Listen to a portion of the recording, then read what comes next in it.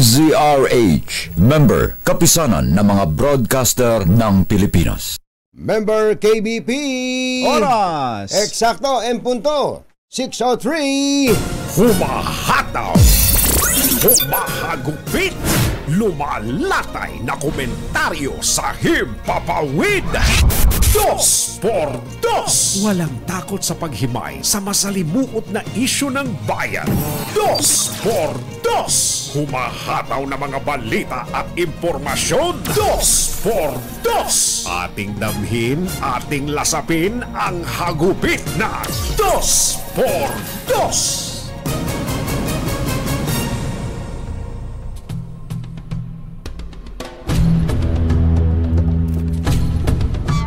Halos triple ang itinaas ng sweldo at benepisyo ng mga opisyal ng Philippine Health Insurance Corporation o PhilHealth noong 2022. Wow! Sana all. Ito po ang natuklasan sa Annual Audit Report ng COA sa 2022 Financial Statements ng PhilHealth na inilabas ngayong buwan. Sa notes to financial statement na kasama sa 2022 audit report ng PhilHealth, tumaas ng 172% o mahigit 72 million pesos. Wow! Mula sa 26 million noong 2021 ang sweldo ng mga nangungunang PhilHealth executives kabilang ang presidente at chief executive officer hanggang sa senior vice president. Ayun. Sweldo yan, ha? Yan. Sweldo pa lang yan. Ayan. Yung kita. Yun. Yung sahod. Ayun. Hindi pa kasama, ano? Ang dating PhilHealth President at CEO na si Dante Gueran ay tumanggap ng sweldong 7.1 million pesos noong nakaraang taon, katumbas ng 591,000 pesos na buwanang sahod. Mas mataas sa 175,000 monthly salary noong 2021. Ang laki nga na itinaas, ano? Parang times 3 nga. Oo, from 175,000 to 591,000. Oo. Hawak na ng kasalukuyang President at CEO ng PhilHealth, Emmanuel Ledesma, ang kopya ng audit report ng COA. Tapos, ngayong hawak na niya, anong mangyayari? Binabasa rin po niya. Binabasa rin po niya yan at siya na ang makatatanggap ng bagong malaking sweldong ito. Pwede rin nilang taasan. Isyu ng katotohanan. 2 Pag maitim ang balak, magtago ka na. 2 por 2. Si Jerry at si Anthony narito na. 2 por 2. Hahataw ng todo. Urado ka. 2 por 2. Ang katotohanan dala nila. 2 por 2. Walang sinasamba pali. Maniwala ka. 2 por 2. Hataw ng gusto tol. Umasa ka. 2 por 2. 2 por 2.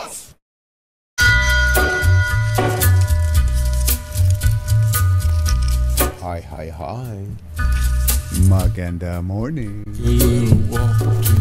Magandang umaga, bayan! Ito po si Anthony Taberna. Ito po si Jerry Baha. Muli pong sumasa inyo ang 2 por 2 ngayong araw na ito ng Friday! Yuhuu!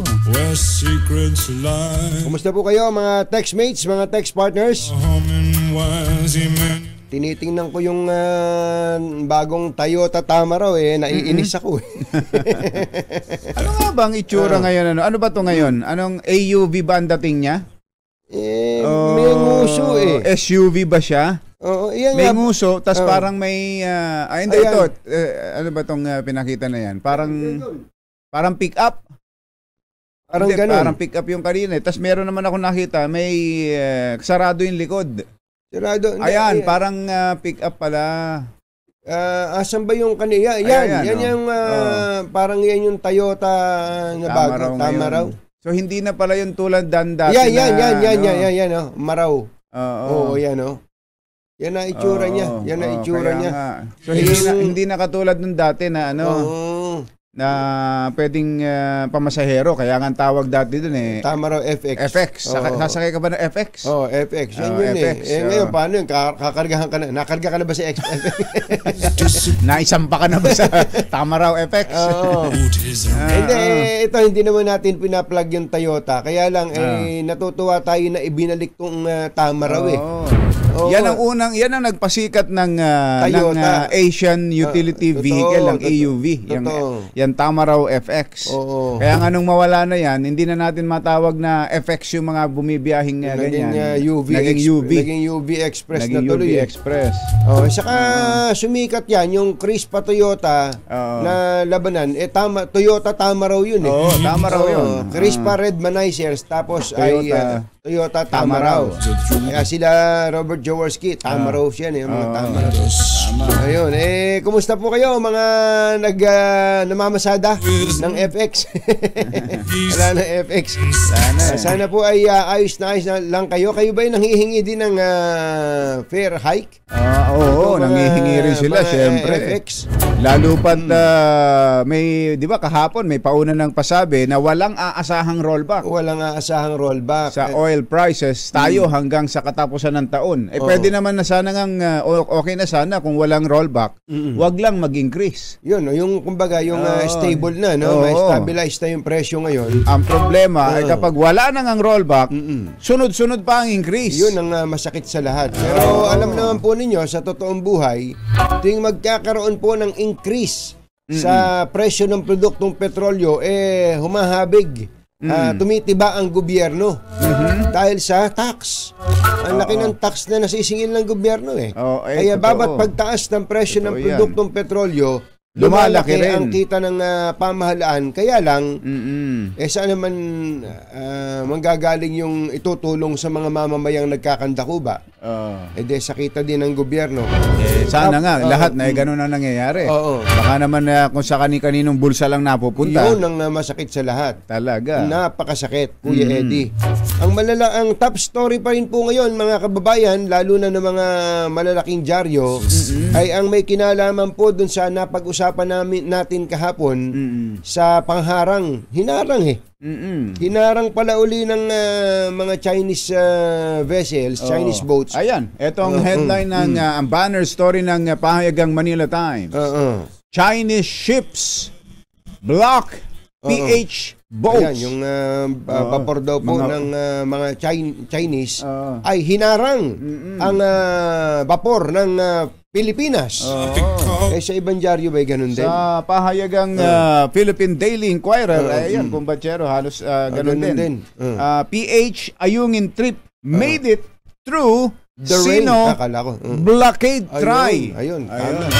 Nakalusot lang, ano? Nakalusot lang. Nakalusot lang ang mga Pilipino kahit na may blockade. Ayan. Na tinangka. Ito pong mga Chinese. Ang banner story naman ang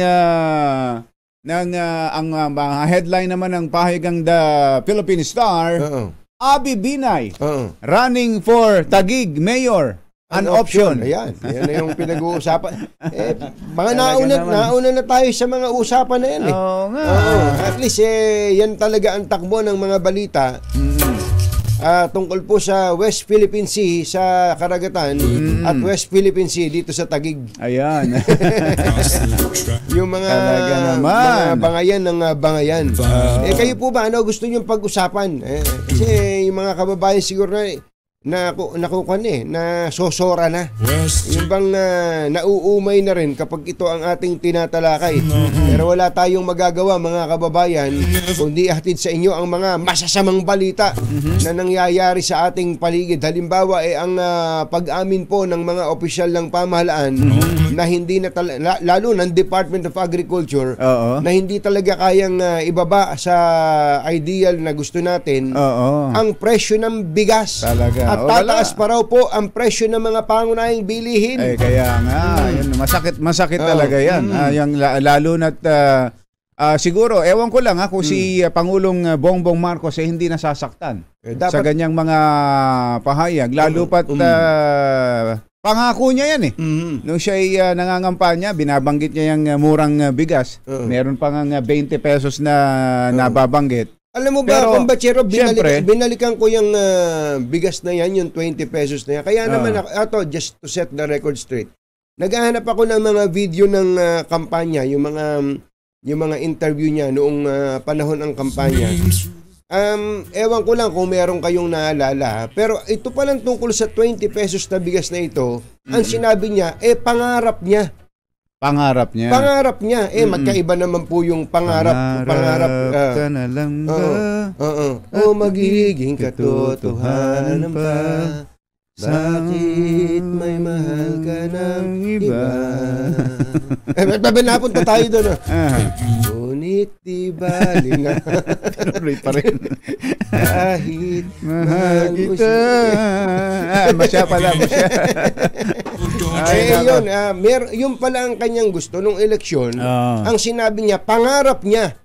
Pangarap niya na maibaba sa 20 pesos ang presyo ng bigas. Hindi ba niya sinabing, ang pangarap nyo ay pangarap ko? Meron. Di ba? May sinabi siyang ganon. Sigurado, ako din, pangarap ko din yun na maging 20 pesos. Kaya nga binabanggit niya yung mga dapat gawin. Pero iba namang bagay, yung pangako. Iba yung pangako. Iba yung pangako. Kaya ito yung 20 pesos ay pangarap. Pangarap ng Pangulo, hangad ng Pangulo, pero hindi niya kayang ipangako yun. Hindi niya kayang, at hindi niya kayang tuparin. At ang masama, sa panunungkulan pa niya, tumataas ng ganitong grabe ang presyo ng bigas. Ang totoo nung Kumbachero, kahit na hindi na maibaba sa 20, kasi yun nga, hindi talaga uubrang ganun Nabanggit lang natin yun dahil nung kampanya nga, laging nababanggit yung 20 pesos. Pero kung ang bigas tumataas, lulundag pa. Sa panahon ng administrasyon mo, na ikaw rin mismo ang Agriculture Secretary, abay, parang sinasampal-sampal ka, no? Mabigat yun, Kumbachero. Sobra yon. Kaya ang hinihintay nga natin sa Pangulo dito eto na naman tayo.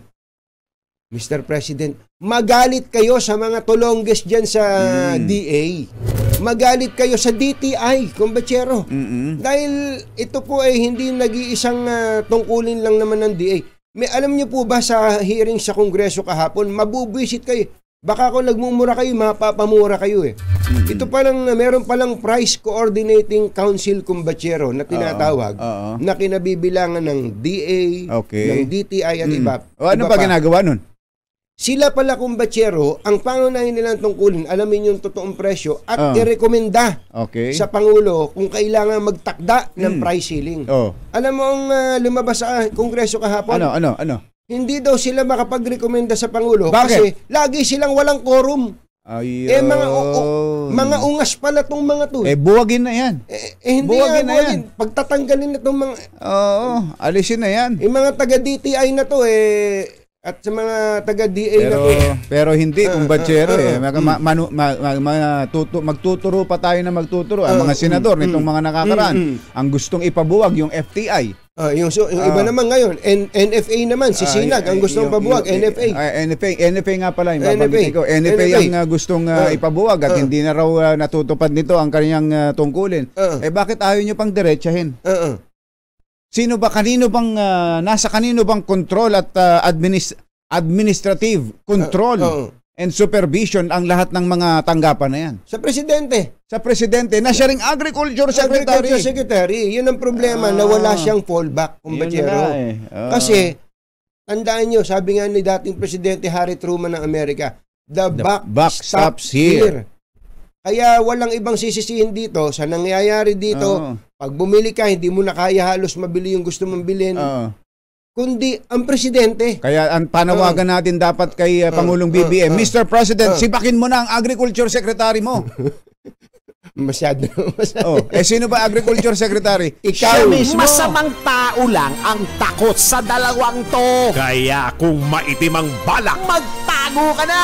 Anthony Taberna, Jerry Baja, Dos por dos. Yung pagtaas ng presyo, Kumbachero, hindi lang naman tayo nag-iisa dyan, pati sa ibang bansa. Wala namang problema doon. Pero ang sinasabi natin, meron namang magagawa na hindi ganito kataas. At hindi lang bigas ang pinag-uusapan natin dito. Sibuyas na lang Sa sibuyas, halatang kitang-kita naman pinagluloko tayo dun Kaya nga. Pinagkakitaan tayo ng gusto dun Sa bawang. Bawang, ayan. Ano pa? Asukal. Lahat, it boils down to one thing. Department of Agriculture. Lahat yan Lahat yan. Kaya nga, ewan ko ba, sino ba ang nagpapayo sa Pangulo na huwag niyang bitawan yan? Bitawan niyo po yan. Hindi po namin sasabihin kapit tuko kayo, sir. Pero kasi kayo naman ang magdidesisyon dyan Oo.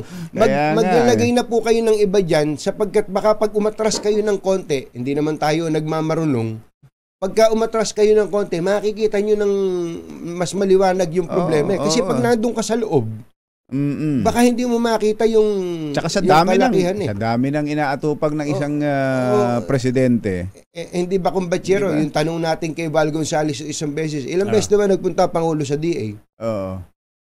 Parang dalawang beses lang daw, sabi niya, yung nanalaman nila.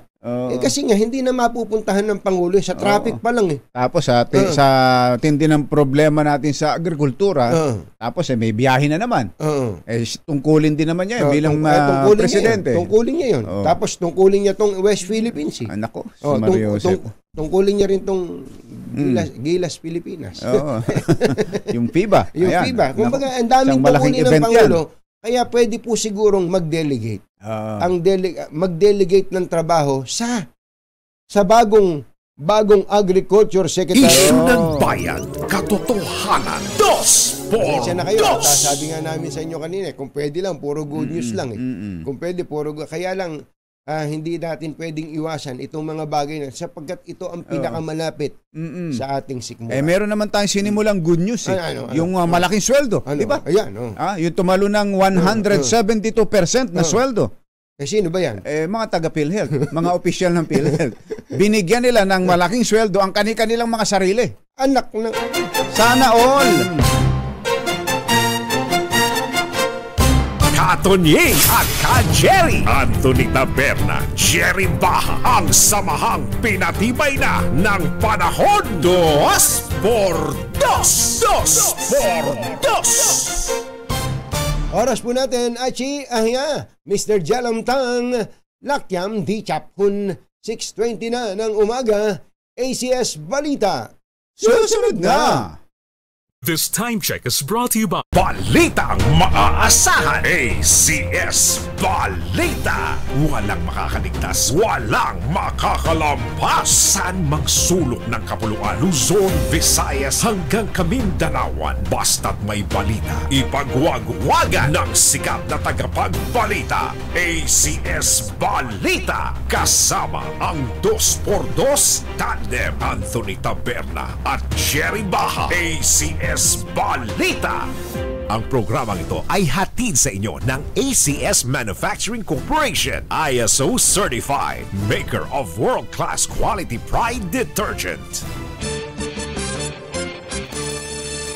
Araw po ngayon ng Huwebes, Agosto 24, 2023. Narito na ang ulo ng ating ACS Balita. Department of Agriculture kinontra ng NEDA, 20 pesos kada kilo ng bigas, posible pa rin daw. Everything is possible, NEDA. MWSS sinita ng COA sa mahigit 800 milyong pisong sobrang singil sa Maynilad at Manila Water. Mayor Abby Binay planong kalabanin si Mayor Cayetano, pinag-iisipan tumakbo bilang mayor ng Taguig. Pangulong Marcos at First Lady Liza dumalaw sa burol ni Secretary Toots Ople sa Taguig. Number coding scheme sa Metro Manila tuloy na sa August 25. Yung pong final list ng mga manlalaro ng Koponan ng Pilipinas inilabas na. At number 1 Barangay Kagawad at Mister patay sa ambush sa Albay. Magandang umaga Luzon, Visayas at Mindanao. Good morning Philippines. Hello world. Kami po ang iyong mga tagapagbalita. Ito po si Jerry Baha. Ito po naman si Anthony Taberna. At ito ang ACS Balita. Malakas po ang ulan. Biglang bumuhos ang ulan sa ilang bahagi ng Metro Manila. Pasadahan muna natin ang kinaroroonan ni RH52 Edniel Parosa. Coming again. Coming! Sorry at Anthony, buhos ng malakas na ulan. Dito yan sa bahagi ng lungsod ng Taguig. Ayong umagang ito ng Huwebes. Partikular na naranasan natin itong malakas na pagulan mula doon pa lamang sa bahagi ng Makati City sa may Blugos. Ayan sa pagbaypay sa C5 at dito na nga sa pagpasok sa Heritage at the waterfront sa kupa ng Taguig. So wala naman, Enyel, walang lamangan na parehong inuulan ngayon ang Makati at Taguig. Ha? Parehong inuulan, Jerry, at walang inunahan. Walang inunahan sa ulan. Sabay na sabay. Una nating nadaanan yung Makati. Tapos ngayon sa Taguig. Dahil sa lakas at biglaan ng ulan, ay ilan sa mga pedestrian, siklista, ito na nga, mga motorcycle riders. Yan, kawawa na naman. Sumisilong dito sa mga ilalim na mga tulay at mga flyover na nasa bahagi ng C5 at dito sa may waterfront na lungsod ng Taguig. Nakikita natin, Jared, Anthony, yung mga kalsada na nagkakaroon na nga ng medyo pagtaas ng tubig dahil sa may kalakasan o sa malakas na ulan. Oo nga, no. May water deep na pala dyan sa level sa ilang lugar. May gutter deep. May ano ba? May malakas ba ang ulan? May rainfall advisory ba na naibigay kanina? Jerry at Anthony, as of 5 in the morning, ang sinasabi ng Pag-asa, heavy to intense ang pagulan sa bahagi ng southern at eastern Metro Manila. Pagtulang sa Pasay, Parañaque, Las Piñas, Muntinlupa, maging sa bahagi ng Quezon City. Binabagit ng Weather Bureau itong thunderstorms na ito. Maaari pang magtagal hanggang sa susunod na 2 oras. So yan muna ang latest mula rito sa may southern NCR. Ito, Edniel Parrosa. Tuloy-tuloy sa pagbabalita, tuloy-tuloy sa serbisyo. Sama-sama tayo, Pilipino. Thank you, Angel.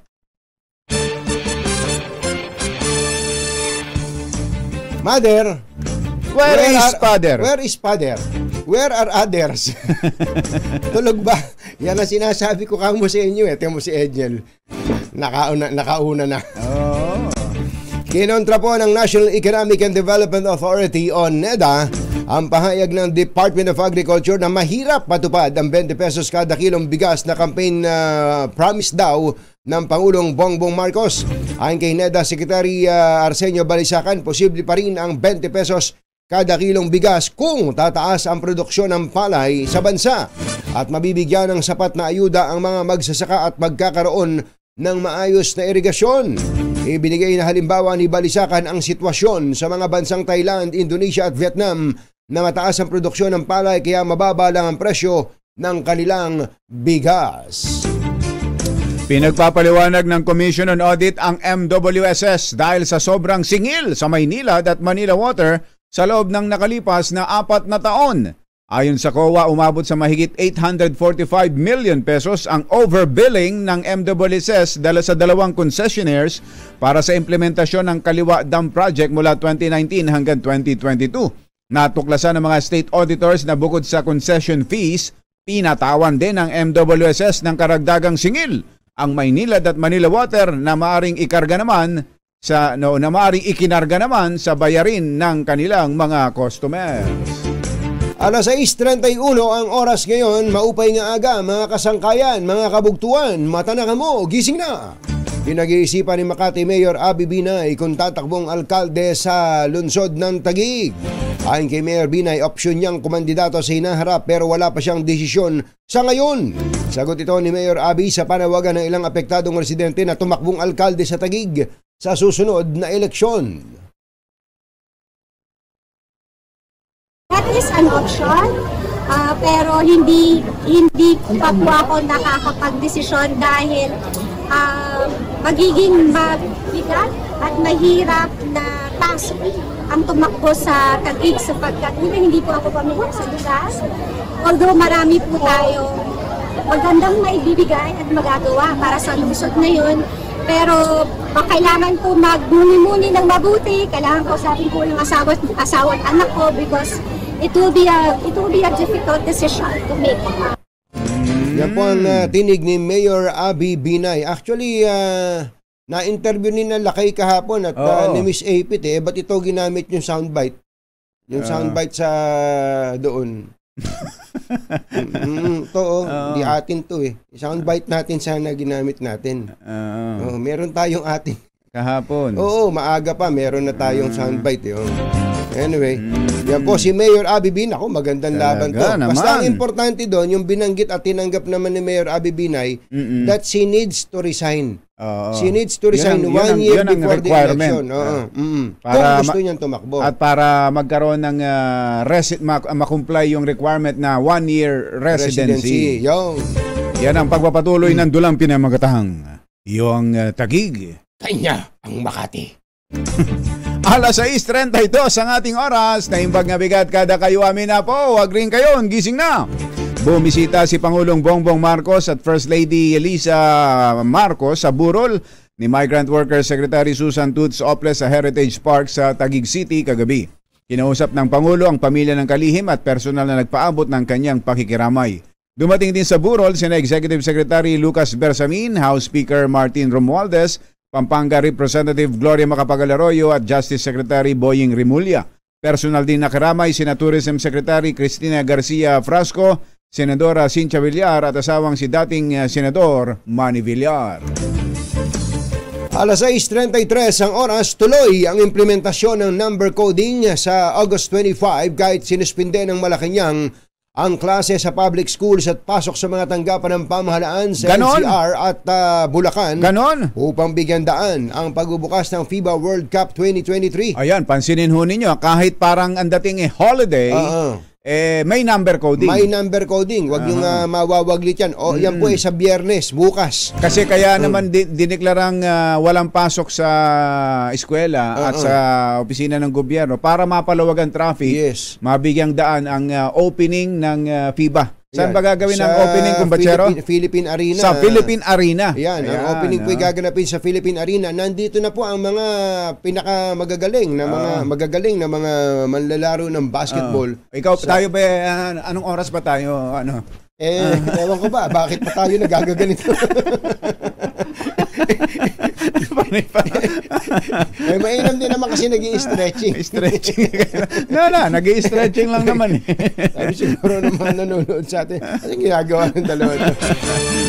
Wala na raw mabiling ticket Talaga? Oo, mukhang buburahin ng Pilipinas ang record sa opening ng FIBA World Cup. Kaya pala ang banner story ng pahayagang Manila Bulletin. Ayan, kumbatsero. FIBA Mania. In Manila. Ayan. Matindi. Kasuportahan po natin. Tayo ang host nito. Baka naman sabihin nyo, kahit na hindi ka pa mahilig mag-basketball, kwento host. Mukha ng bansa natin ang nakataya dito Ayun. Samantala, kapapatayang number 1 kagawad at ang kanyang mister matapos silang ambusin ng riding in tandem sa harap mismo ng kanilang bahay sa Libon, Albay. Dead on the spot matapos mapuruhan sa ulo at iba't ibang bahagi ng katawan ng mga biktimang sina Barangay Kagawad Relly Saraba Mata, 55 anyos at mister itong si Alfredo Mata. Nabigo ang mga otoridad na makilala mga sospek na mabilis na nakatakas lulan ng motorsiklo. Alas 6:35 na ang oras ngayon. Susunod! Tito Boy! Sino-sino ba ang miyembro ng Philippine team na sasabak sa mga magagaling na basketball players ng Angola? Ang mga kalaban ng Pilipinas, kumbatsero, ay Angola. Ayan, Italy. Yan yung unang sabak. Unang sabak nila, kumbatsero. Angola, saka yung isa Italy. Ayun. Alamin natin yan maya-maya po lamang sa pagbabalik ng ACS Balita. This time check is Dos Tandem Anthony Taberna at Jerry Baha. ACS Balita.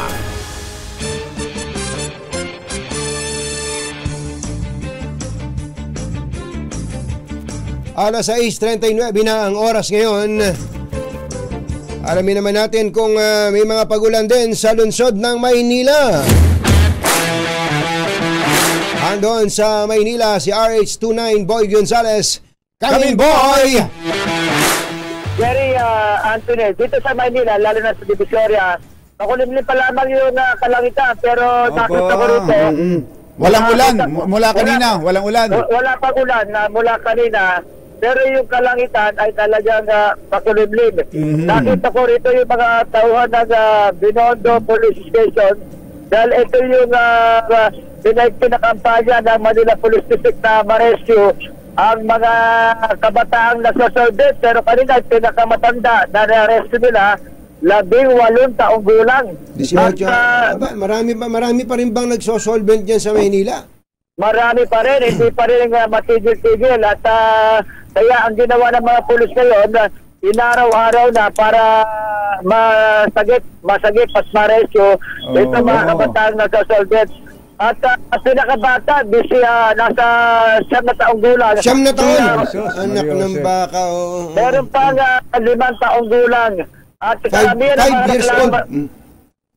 ng mga reklamo, Anthony Jerry, na mga naglalakad dito at na mga vendors na nagtitinda sa Divisoria, pati mga paninda nila inahablot na mga nakasito. Yung iba nagnanakaw ng paninda, naghahablot ng mga nagiging snatcher, kaya inaksyonan na via Police Major Venturina. Ilang araw-araw na Major, ilan po ang nare-rescue nyo? Bali po, isang araw, 3. Bali po ngayon, may 5. Bali araw-araw po yun, rescue namin yung mga Saan ho dinadala? Plus 1. Saan po dinadala? Yung po sa DSWD. Sa Galpan po. Ang karamihan na reklamo, kinatukasan na nakakalakas. Yun ang problema natin kasi pag nagtanong doon sa DSWD, nasa kanila na yung papel kung paano nila gagawin yung mga bata. Palik-palik. Pero kaya magalat, araw-araw namin sila dito para makaupot sila. Para ma-rescue. At si Police Major Venturina ng Binondo Police Station. Police Major Ben... si Venturina ba yan? Venturina? Ano ba siya ni Kwan? Ben Tumbling. At ano mo si Ben Tumbling? Wala po. Ano first name ni Major? Ni Major Venturina? Bernardino po, Bernardino Venturina. Ayun. Ganda ng pangalan ni Major, ano? Thank you, Major. Thank you po. Tuloy nyo lang po yan, ha? O yan, Police Major Venturina. At sana wala na. Alam ko kasi, Ben talaga yung pangalan. Hindi naman siya Ben Tumbling na matalayo. Hindi, yung bang mga nagsosolvent dyan, natukoy na nila kung sino mga magulang niyan? Oo, alam. Ang reklamo rin naman kasi dito sa Recto, malapit sa station, dito yung mga terminal ng tricycle na pinapayagan para yung mga galing ng Parola, galing ng Baseco. At karaniwan, sabi ng mga reklamo ng mga tricycle driver mismo, minsan ang kaharap magulang, pinababayaan na nagsosolpet yung kanilang mga anak. Kaya nga, dapat magulang ang maasbaran yun eh. Marami ito yung karami ang reklamo na nakakarating kay Police Major Venturina. Kay Police Brigadier General Andre Dizon. Kaya araw-araw na maging consistent tayong kay General Dizon ang mga polis na wag tumigil sa pagsagip sa mga kabataang nalulog sa tama yung sinabi mo kanina, Boy, yung mga batang yan, kapag ka mga high sa solvent, wala, gagawa na ng mga katarantaduhan dyan yan. Mga snatch, magnanaka. Dito ka nakakita ng tumatakbo misis, bumili ng sibuyas. Tumatakbo misis sa sinisigaw. Snatcher, yun pala, ang ini-snatch yung gulay na binili niya ng isang kilo ng sibuyas. Ito mo, sibuyas, ini-snatch pa. Anak ng baka. Kaya, malaking problema yan. Mayor Isko, ano nangyari sa... Mayor nila ko na. Ganun ba? Napalitan na pala, no? Mayor Hani, Lacuna, baka pwedeng maging comprehensive ang programa dito. Nakakalungkot. Ang Maynila, kailangan pagandahin uli. Thank you, Boy. Okay, mula dito sa Divisoria, mula sa kauna-una sa Pilipinas, Disaris, dito si Boy Gonzales, tuloy-tuloy sa pagbabalita, tuloy-tuloy sa sama-sama tayo, Pilipino.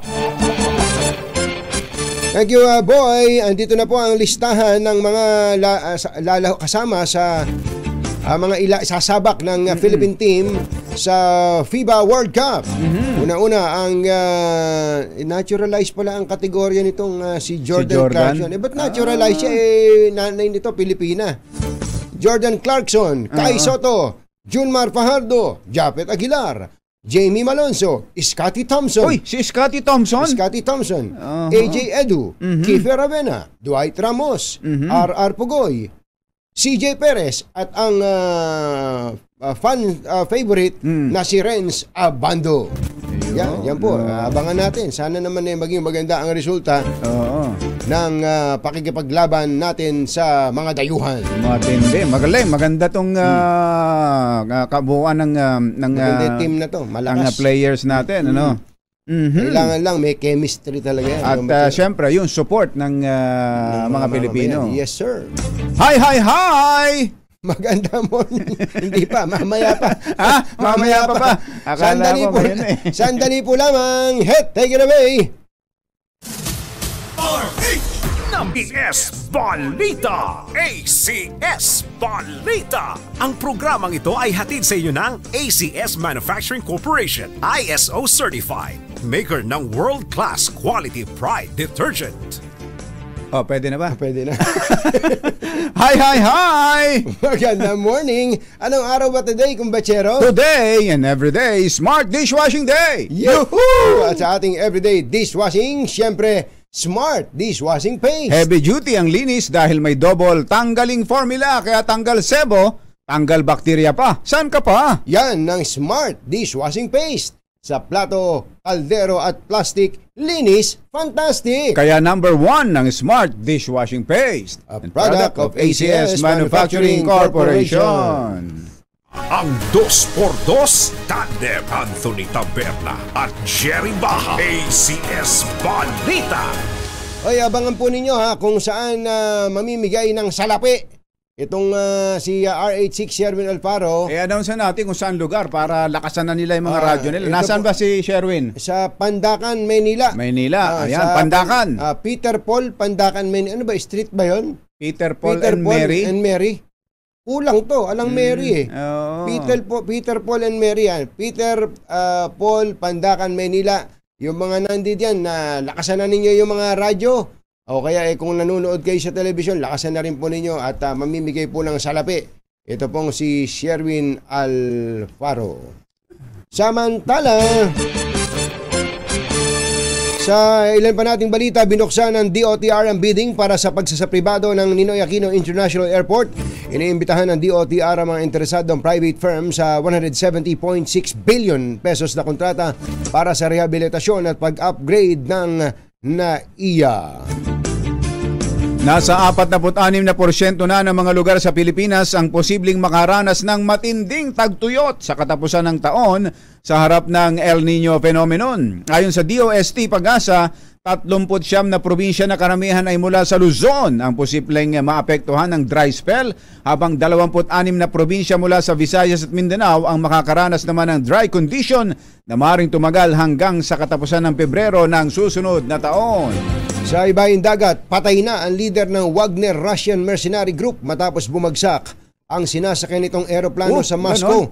Nako, parang may naaamoy ako dito. Ayon sa Wagner Link Telegram Channel Gray Zone, kasama ang 60 anyos na si Wagner Chief Yevgeny Prigozhin sa 10 nasawi dahil umano sa mga traidor sa Russia. Inulat ng Russian authorities na bumagsak ang business jet ni Prigozhin, pero ayon sa Gray Zone, pinabagsak ito ng air defense at nakarinig ang mga residente ng 2 putok bago ito bumuluso. Air defense ng Russia?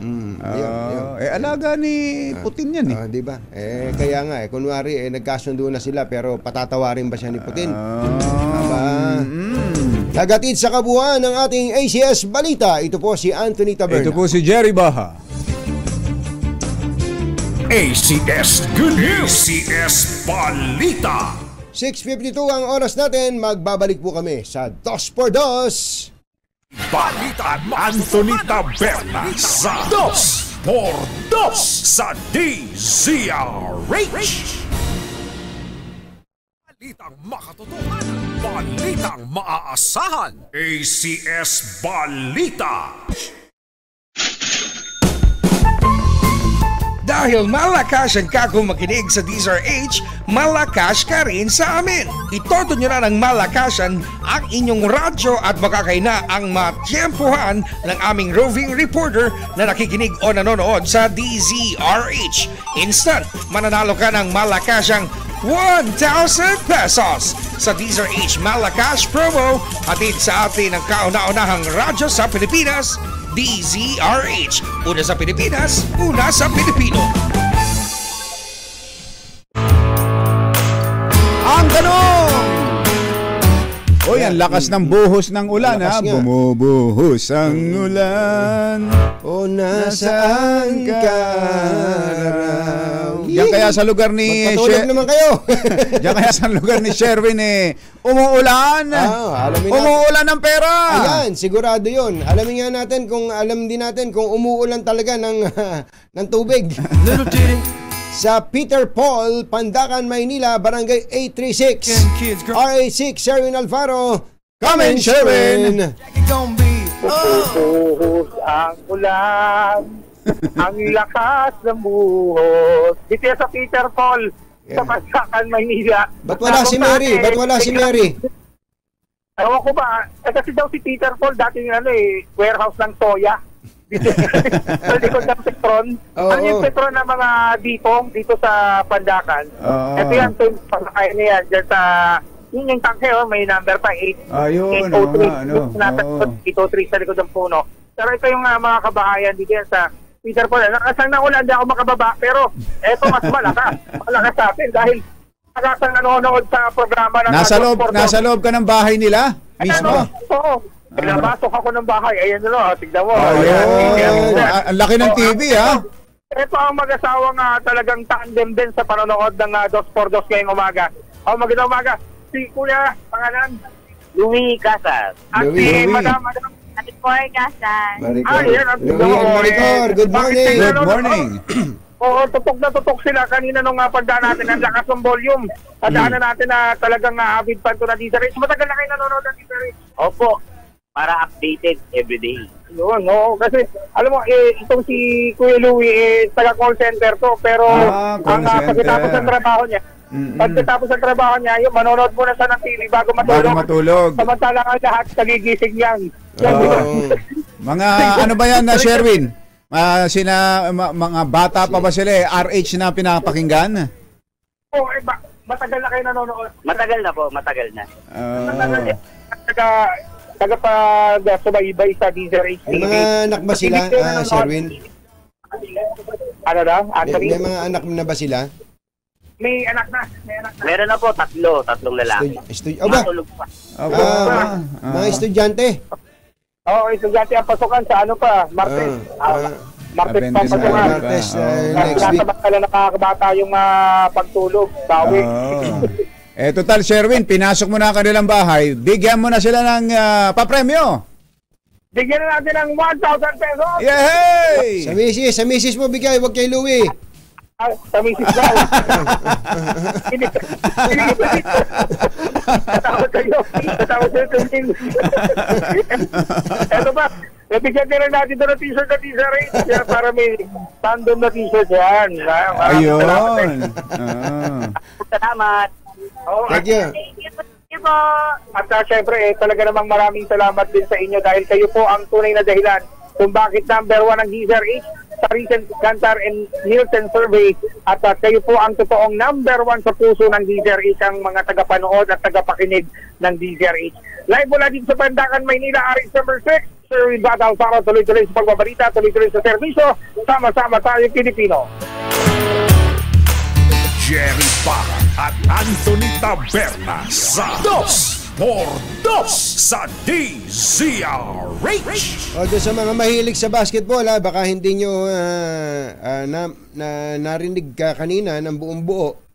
Marami kasing ganyan kumbatsero Sabi nga, itong Pilipinas, kahit hindi naman katangkaran, basketball sobrang crazy. Hilig sa basketball. Oo, ang favorite pastime po ng mga Pilipino kundi basketball ay politika. At kung hindi man naglalaro ng basketball, nanonood ng basketball. Nanonood ng basketball. Tulad ko. Tulad ko kumbatsero. Hindi naman ako naglalaro. Pero mahilig pa rin tayo manood. Mga bata ngayon, ang gagaling ng mga bata. At magugulat ka, ang mga bata ngayon kahit matatangkad, nasa labas ang laro, kumbatsero. Tsaka yung iba nga nakatsinelas lang. Mga nakatapak. Dito lang Metro talaga, Manila yan. Nakakita ako ng mga naglalaro. Pero ang uhusay. Mahusay. Kaya lang talaga, kumbatsero, dapat kailangan pa rin yung proper na training. Proper training. Kaya kung gusto nating gayahin ang ibang bansa, na kahit ba kumbatsero yung iba hindi naman katangkaran, nakapag-adjust sa bagong style ng laro ngayon. Si Stephen Curry, kumbatsero, binago niya ang basketball sa Amerika. Hindi naman katangkaran si Stephen Curry, pero dahil sa shooting ngayon, ang mga malalaki skills niya. Totoo, kumbatsero. Kumbaga, dati pag magaling kang mga labaw sa loob, ayos ka na Kapag, ang karaniwan, kapag matangkad ka, siyempre, pag matangkad, advantage ka na, kayang-kaya mo nang i-dunk. Pero yung shooting skills ang mas magandang i-develop ng gusto. Totoo. Si Atoy ko ba nakakapaglaro pa? Oo, pero sa bahay na lang. Pag nakakita daw ng basurahan, tumitira si Atoy ko. Hindi, kaliwete yun. Si Atoy ko, si Alan Kaidik, magagaling na mga shooters natin yan. Anyway, Francis Arnaiz ng Toyota Tamaraw. Ayan.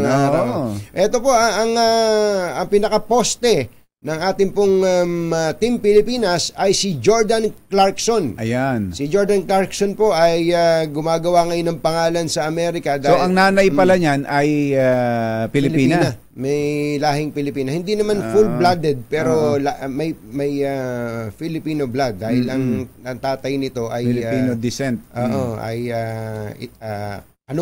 Ayan. So, Jordan Clarkson, Kai Soto, Junmar Fajardo, Japet Aguilar, Jamie Malonzo, Scotty Thompson, AJ Edu, Kiefer Ravena, Dwight Ramos, RR Pugoy, CJ Perez, at si Renz Verano.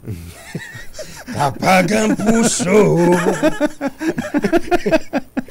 remember me. Para po aliwin ang para po aliwin ang kanyang mga kakampi. Kaya awitan po tayo ni Renz Verano. Hindi, si Renz Abando. Si Renz Abando, kumbatsero.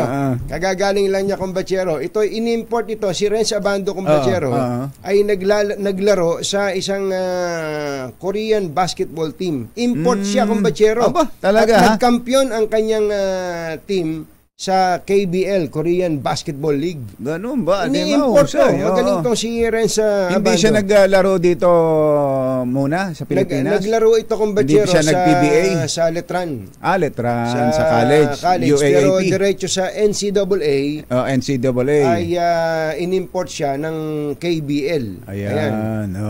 Ayos. Malakas itong team natin. Kailangan lang talaga, malakas to.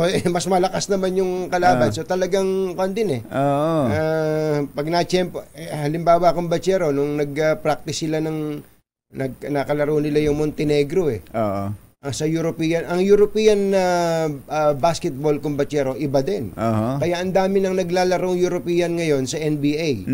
Ibang laro doon. Tinambakan ng Pilipinas. Ito, hindi sila Jordan Clarkson na to. Itong team na to, tinambakan ng Montenegro. Kaya dapat talaga bawas ng turnover, maganda ang shooting, maganda depensa, ayos na. Okay, this is you. Teamwork ang importante dyan talaga. At uli, sabi nga ni kumbatsero kanina, suportahan po natin ang Team Pilipinas, ang Gilas Pilipinas sa pakikipaglaban sa mga dayuhan.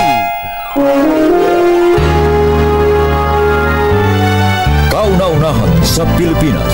NBC Manila Broadcasting Company.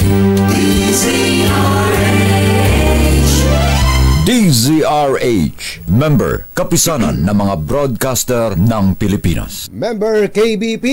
Oras. Eksakto, en punto, Kapopoy. 7:10 ng umaga. Balitang bagong-bago, balitang dapat alam mo, balitang magdadagdag ng talino dahil bagong impormasyon, makibalita, unang-una sa DZRH. Pangunahing balita kasama ang 2x2 tandem nina Anthony Taberna at Jerry Baha.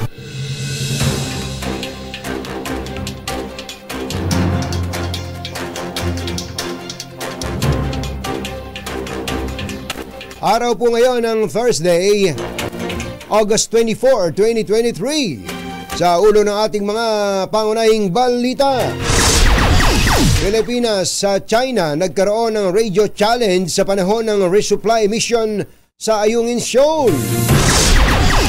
Sweldo ng mga opisyal ng PhilHealth nag-triple. Triple ang itinaas noong nakarang taon ayon sa COA.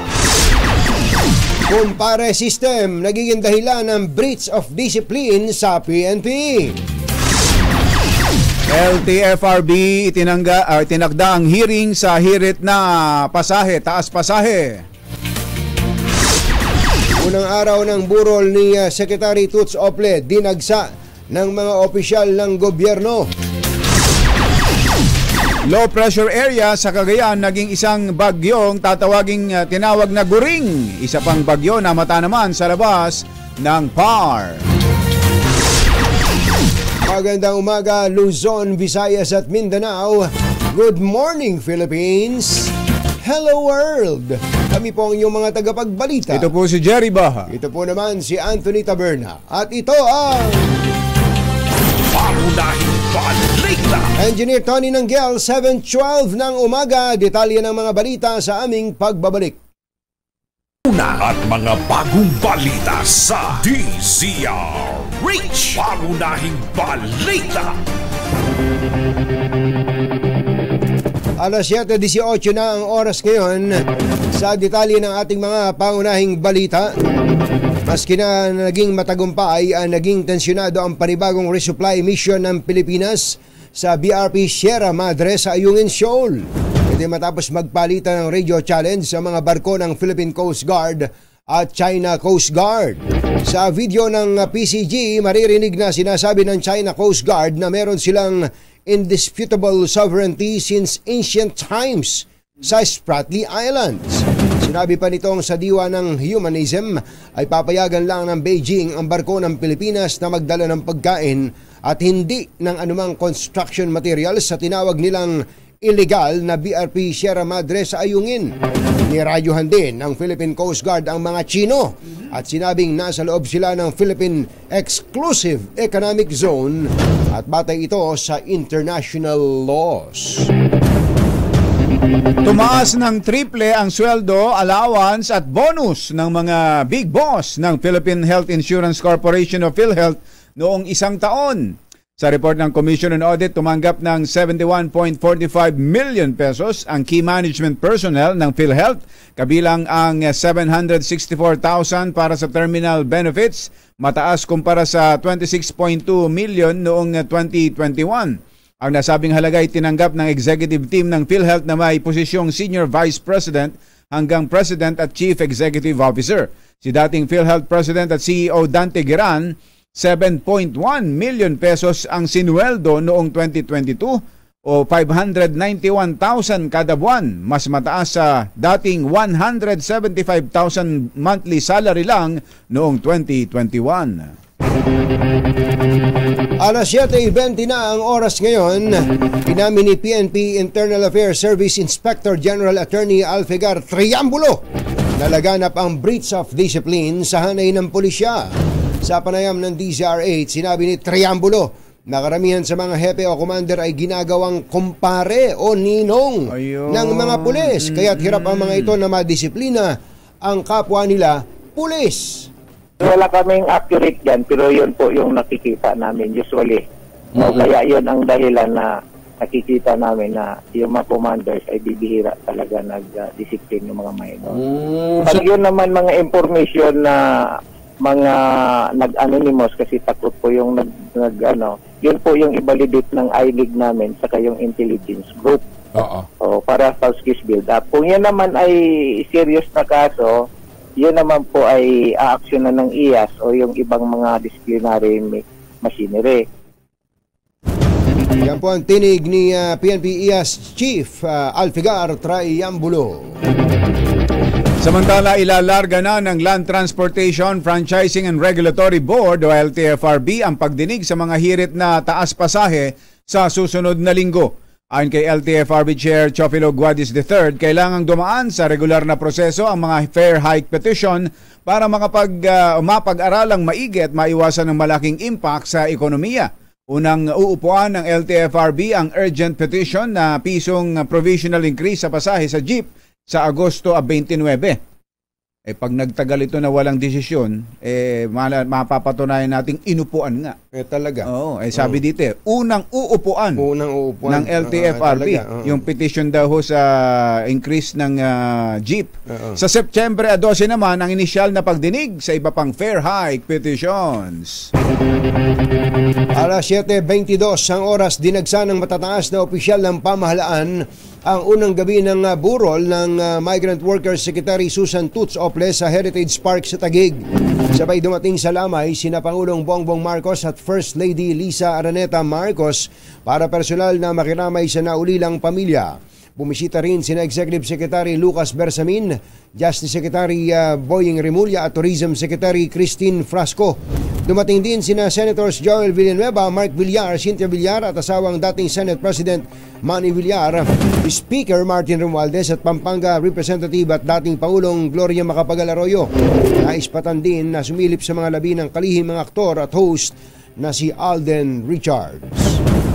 Nais pa sana ni Secretary Toots Ople na makapagserbisyo sa pamahalaan hanggang sa Disyembre. Sa panayam ng DZRH kay Estel Ople Osorio, ang kaisa-isang anak ng kalihim, sinabi nito na ipinanukala ng kanyang ina ang pagkakaroon ng cancer fund para sa mga nakikipaglaban sa sakit na cancer. Sinabi nito na marami pang gustong gawin at tapusin ang kanyang ina, subalit hindi na ito umabot sa itinakda nitong panahon. Mahal na mahal ko yung ina ko.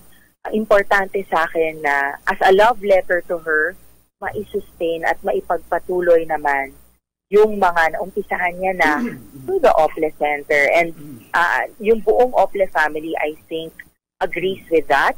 So isa sa mga gagawin namin pagkatapos po ng lahat ng week is to talk about paano namin, ano na yung next step para sa Ople Center. Dahil lahat kami gusto sa ipagpatuloy. Ayan, ang anak ni Secretary Toots na si Estel Ople Osorio. Susunod! Tito Boy!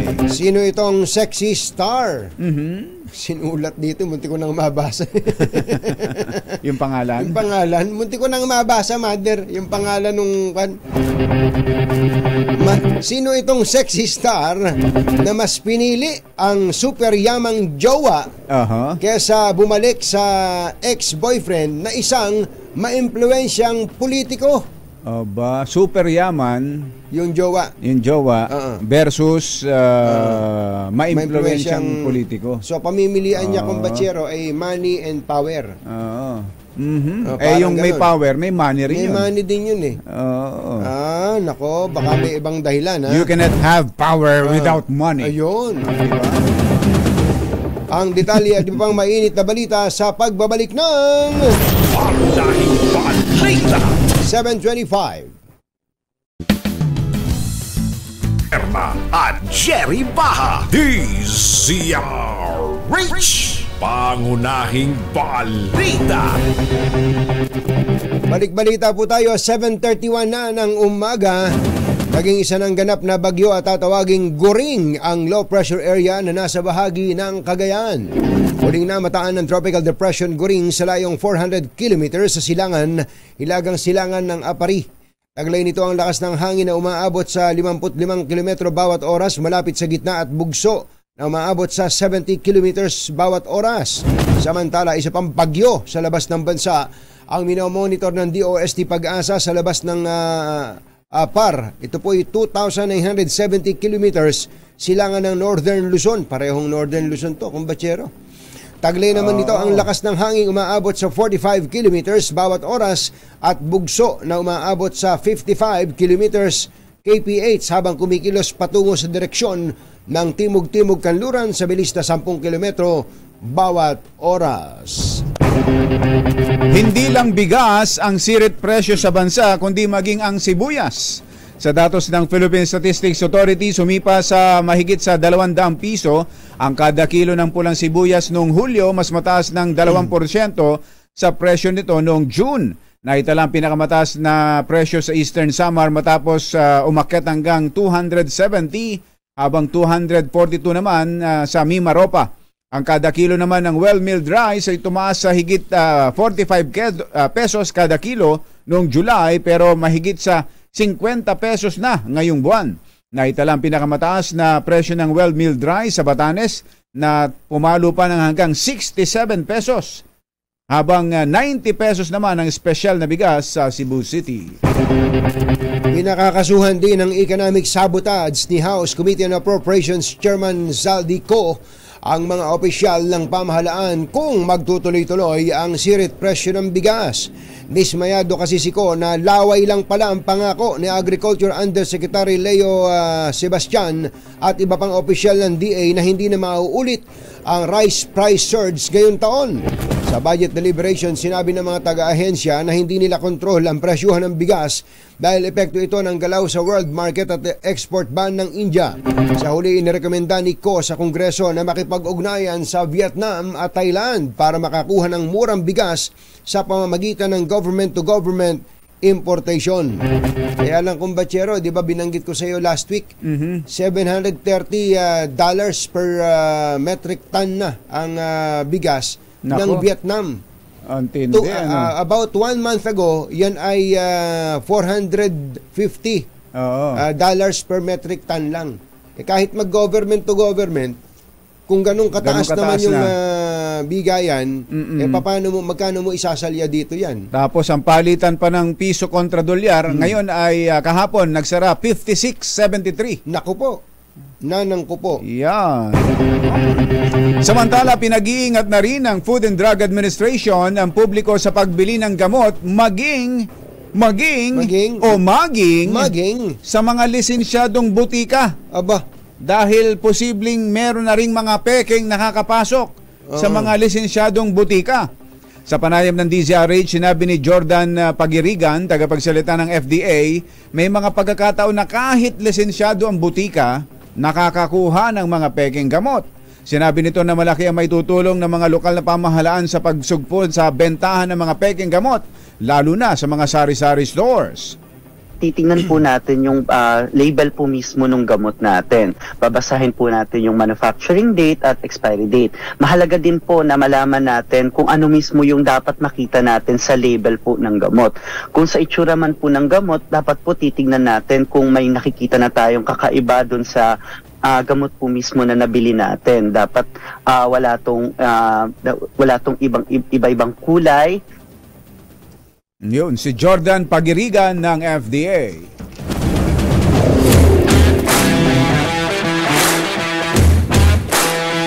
Tatakbo daw pong mayor si Abby Binay sa Taguig. Ito ang isa sa mga opsyon ni Mayor Abby Binay dahil sa kanyang patuloy na pagsisintimiento sa pagkawala ng 10 barangay, Embo Barangays, papunta sa Taguig. Parang hahabulin niya yung Taguig. Kaya pagka ganun, iiwanan naman niya yung Makati. Parang ganun pala. No? Sabagay, paalis na rin naman si Mayor Abby sa Makati dahil last term na. Ano ba reaksyon ng mga taga-Barangay Central? Ito sa Taguig talaga to. Kaya hindi ito dinala lang sa Taguig, kundi Taguig talaga. Ilang residente sa Barangay Central sa Central Signal ay kinausap ni RH52 Edniel Parosa. Kami, Edniel! Jerry at Anthony, kahit itong barangay na ito, purong Taguig, hati pa rin ang reaksyon ng ilang residente ng Central Signal sakaling tumakbo nga si Makati City Mayor Abby Binay bilang alkalde ng Taguig. Patay na rin senaryong inilutang ng Commission on Elections. Ayon kay Nanay Violeta Santos, may-ari ng isang tindahan dito sa tapat ng isang malaking paaralan. Tutol siya sa pagtakbo ni Binay, pero dapat umanong matiyak na aalis siya sa Makati bago sumabak sa politika sa Taguig. Pakinggan natin itong bahagi ng pahayag kay Nanay Violeta.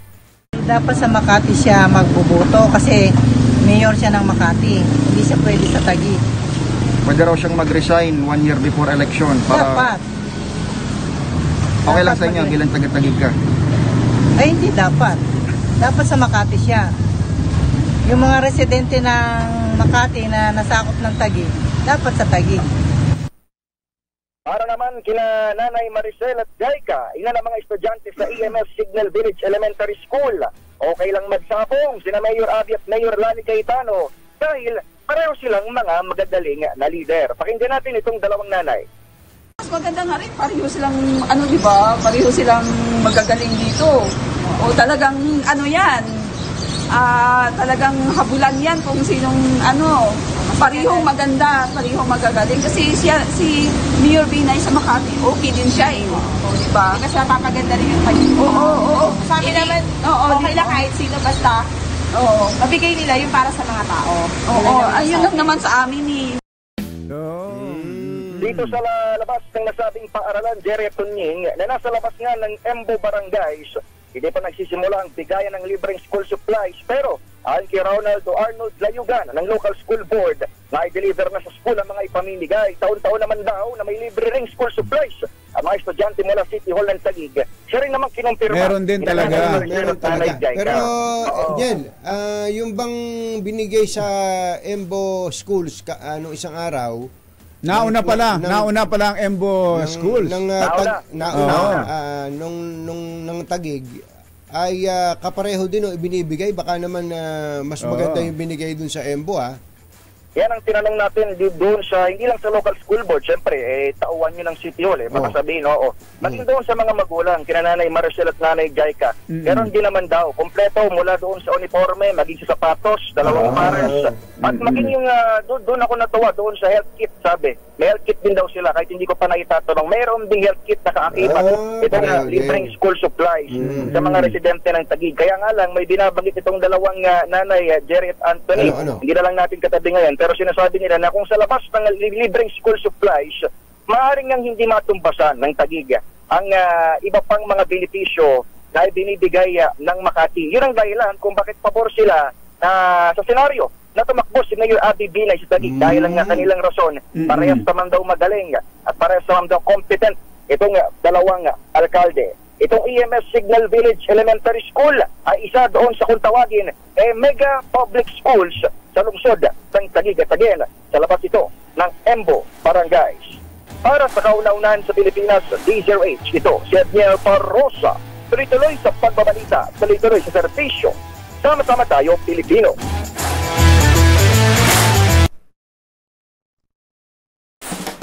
Pangunahing balita sa showbiz.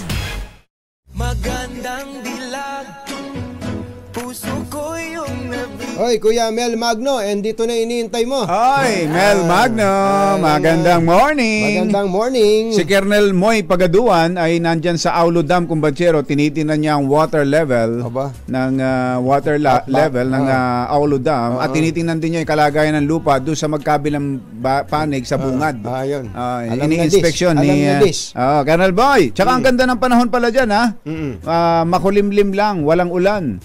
Ganda ng picture ng Aulo Dam dyan sa Palayan City. So mataas ang tubig.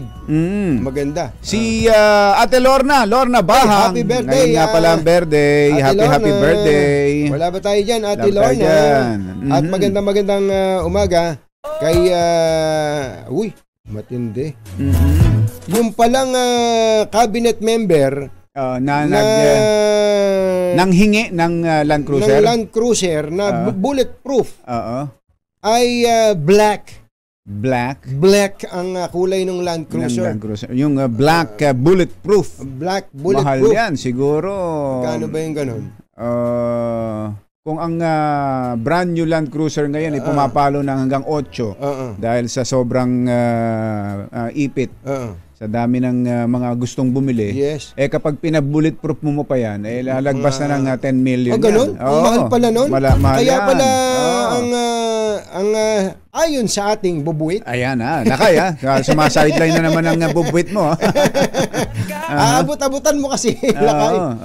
Sumasideline tuloy Marami bang kargang nung bang i-deliver yung Land Cruiser maraming kahon-kahong gamot sa loob? Bakit naman? Pampamigay sa mga ang balita ko may sakit ang dibdib ko sa ayon sa ating bubuit. Ang bihira pati siya. Ang bihira ako. Ay, secretary may ka-meeting daw si secretary pero andito na yung sakyan. Iniwanan din ka-meeting, pinuntahin sa sakyan. Tingnan mo na. Matindi. Mahilig ka pala sa sasakyan na secretary? Aba, kung mahilig ka sa sasakyan, kailangan makilala mo si Jeff Bugayong. Lalo na paulan-ulan ngayon. Ako sa bagay. Si Yusek may pakilala mo na. Yusek Yebra. Nako, Yusek Yebra. May pakilala mo na ba yan kay Jeff Bugayong? Maibigay yung number at baka na umuulan ngayon. Baka pa na yung linis ni Yusek Yebra ng kanyang Range Rover. Shimmer and Shield. Para hindi na hugas ng sasakyan. Ayan. Sekretary Pasakay naman, sekretary. Papakibaba mo naman muna yung mga kahon-kahon ng dyan. May gamot dyan. Sekretary. Patikim naman ang gamot dyan. 7:43 na umaga. Ayos na siya. Andito na si Morley. Ito daw influential personality. Masyadong two-timer. May girlfriend na pero nakikipagbalikan pa sa dating nobya na hindi naman na siya mahal. Kaya mas pinili nitong yung mayaman. Ayun. Alamin nga natin. Na mayaman kapag mayaman, influential din yan. Ayan. May power din yan. Money is power. Yun. Money is king. Cash is king. Cash is king. Alamin niya natin ng detalye ng balita kung sino tong influential personality na to na Chick Boy. Mula kay showbiz legend Morley Alinio. Magandang morning, Morley! Yes! Magandang morning, Luzon, Visayas at Mindanao. Kagabi, kami ni Gorgie, pinag-usapan namin pero pinatikim lang natin ang ating mga listeners. Kaya ngayon, ang daming nag-aabang tulad ni Mel Magno na yan. Yan, dahil bitin na bitin sila sa kung sino itong bida sa ating... Sino daw? Ano daw? Gawin nating dalawang babae kasi itong sexy actress. Tawagin nating actress A at actress B na parehong sexy, na parehong maganda. At itong kwento nito ay ganito. Si influential personality na kilala ng buong bayan dahil ma-influensya nga siya, siyempre pati na ang angkan ay double timer. Two-timer siya. May kasalukuyang girlfriend siya na tawagin nating actress A. Na maganda, sexy, at lagi pa rin niyang nakakasama. Pero ito ang friend lang daw sila nun Friend lang daw sila nun. Ni actress A. Tinanong siya ng tatay niya Sinabi niya, friend lang sila friend lang. Sige, eto yung kwento. Sige, ka-friends mo, Ganito. Merong itong jowa na bago itong si actress A, naging jowa niya si actress B. Nasang sexy, maganda, at twice naming na-interview na ito dyan sa programa. Gabi ng Lagim? Sa Showbiz Talk with Showbiz Talk Ganern. Ayan. Okay. Eto na ngayon na nag-i-eksena. Binabalikan nitong si influential personality, si actress B, na dati-rati ay patay na patay sa kanya. Mahal na mahal siya. Ang kwento, tinalbugan daw nitong si bagong jowa ni actress B, si influential personality, dahil may boyfriend itong mayaman at higit na gwapo at mas matangkad na hindi hamak doon sa influential presscon. Kaya ang ending nga itong si influential personality. Dahil hindi niya sukat akalain na mahal pa rin niya yung babaeng kanyang iniwan noon. Ang bida. Yan Ito na yung inaabang-abangan nila. Ito na yung inaabang-abangan ni Mel Magno at ng iba pa nating mga yung mayaman ay kilala rin yon, Morley? Kilala rin pero hindi siya ganun sa show, sa politika. Pero mayaman siya at super mayaman. Itong influential personality. Binata yan, binata. Medyo chinito, tapos medyo may kaliitan lang siya, cutie lang siya. Lagi ba niyang kasama tatay niya? Malamang.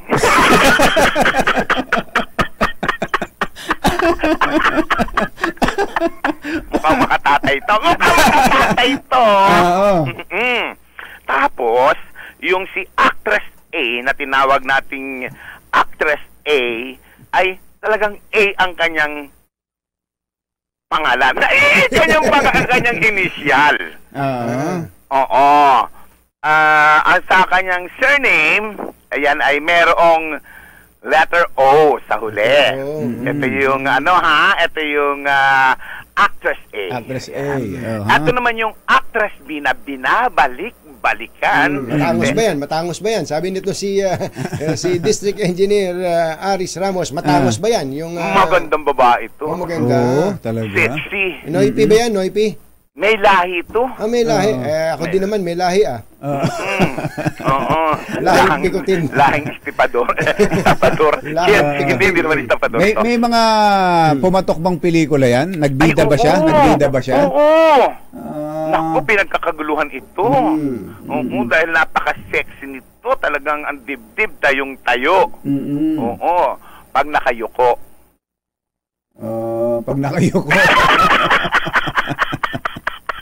Mario Joseph. Hindi, sexy talaga to. Sexy talaga to kasi nakatayo siya, kasi hindi nakayuko. Sino yan? Actress. Tawagin natin sa kanyang initial na. As in.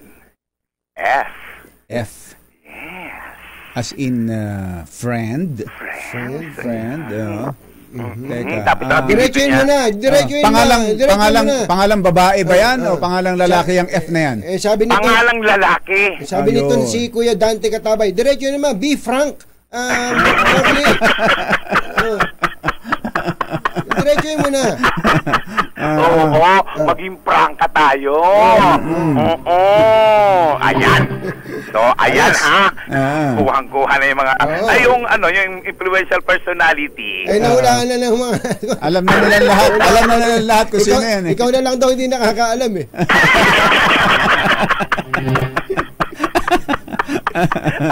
Ayan ang ating DZRH Showbiz Hottest News. Ito po ang inyong RH for 7, Morley Alinio. Tuloy-tuloy sa pagbabalita, tuloy-tuloy sa serbisyo, sama-sama tayo Pilipino. Babu! Yan kasi ang pogi problem kumbachero Problema ng mga pogi. Nagatid sa kabuuan ng ating mga pangunahing balita. Ito po si Anthony Taberna. Ito po si Jerry Baha. Mga nangunguna at mga bagong balita sa DZRH. Pangunahing balita. Yon, magandang umaga pala kay Kuyang Elmer Ngo. Kuya Elmer. At saka kay Attorney Kume. Noli Iyala. Magandang umaga po. Tutok din yan sa sports. Ayan, napakagaling na nag-golf din siya, pero ngayon tutok siya sa FIBA World Cup. Yan. Meron na raw yung uniform natin, kumbachero. Meron na. Kaya Kube, bukas interviewin ka namin hingi kami ng mga forecast sa'yo. Ayan. Tapos bukas ay simula na ng FIBA, walang pasok dito sa Metro Manila. Yan. Ang government office tsaka eskwela. At yung mga private companies saka mga eskwelahan, it's up to you. Ayun. It's up to you. Baka po kayo ay gusto nang magpalit ng bubong. Gawa nitong nag-uulang. Kitang-kita nyo na, dami ng tulo. Buti na lang, meron tayong bubong na maaasahan. Gawa sa state-of-the-art technology. May aluminum na. May pintura pa. Now available na rin sa pre-painted tiles pan. Para sa eleganteng bubong na matibay na, makulay pa, mag-Cherry Loom pre-painted ka na. Magandang umaga pala sa mga taga DSWD. DSWD, 21 na yung asek ninyo. Ilan yung Yusek, Kumbachero? 23. Napakadami. Secretary Rex Gatchalian. Pwede nyo naman pong kausapin yung iba dyan, lalo na kung hindi naman nakakatulong sa inyo. At baka nagpapalaki lang ng kwan sa kwarto. Ang liit pala ng utilization ng DSWD, Kumbachero, sa budget. Baka sa pasweldo lang na mga yan, ubus na kagad. Dapat na pantulong sa mga nangangailangan. At ano tong naririnig natin? Mukhang madadagdagan pa ng USEC sa DSWD. May i-appoint pang isa. Mario Seco. Umaapaw na. Ulan ang takot sa dalawang to. Kaya kung maitim ang balak, magtago ka na. Anthony Taberna, Jerry Baha. 2 por 2. Good morning, Secretary Ted Herbosa.